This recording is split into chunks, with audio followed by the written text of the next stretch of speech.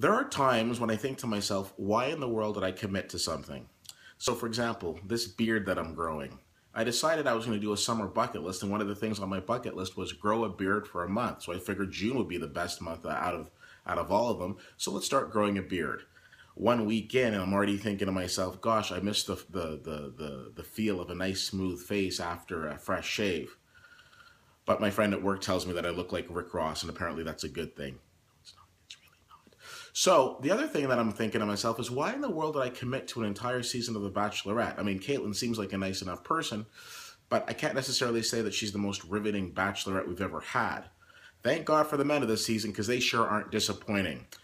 The most recent episode picked up where the last one left off, with Clint being taken away by Caitlyn, sat him down, and then the next thing you know, he's gone. And of course, the breakup of the bromance, because JJ pretty much throws him under the bus and says, "You owe us all an apology." Well, there were some stiff words between the two of them, and then we moved on. So the first group date saw Caitlyn taking these gentlemen out to meet Dougie Fresh and then to perform a rap battle. Because nothing is more exciting than having guys who've never listened to rap music perform a rap battle. Not necessarily sure what aspect of this leads to love, but pretty interesting. But of course, the big news wasn't really the rap battle, it was what happened after the rap battle.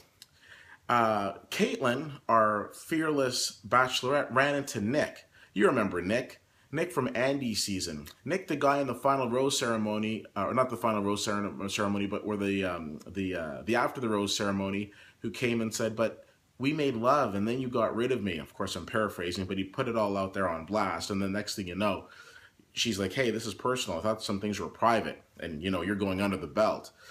Anyways, Nick is back. Not necessarily, I think, because he's really into Caitlyn, but because he wants to save face, because the last time he was on national TV, he kind of looked like a doofus.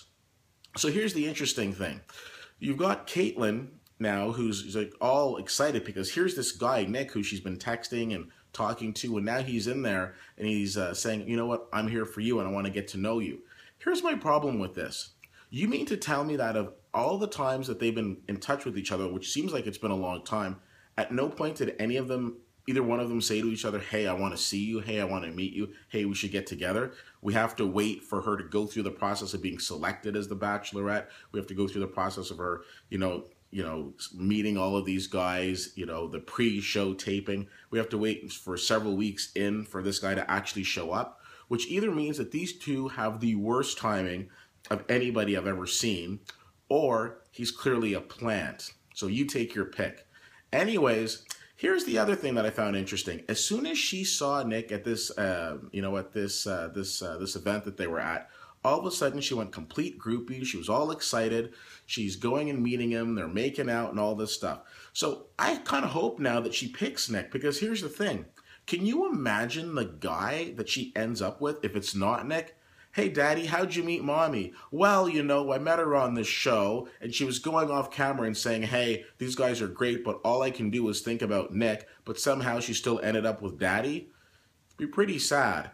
Now, the flip side of the coin is she's there to meet the one, so you could use the argument of, hey, listen, she needs to be sure, so let's bring this guy in and make sure, if there's feelings for him, let's deal with them. But the way that she's reacted about Nick showing up is stronger than she's reacted about anybody who's already been there. So these guys are either on borrowed time, or one of them is about to be made a complete fool of. And that's what I call very riveting, fun Monday night television.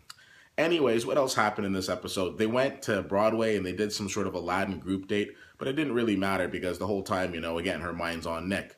So this has really turned into the Nick show right now, so I'll be very interested to see what happens next week.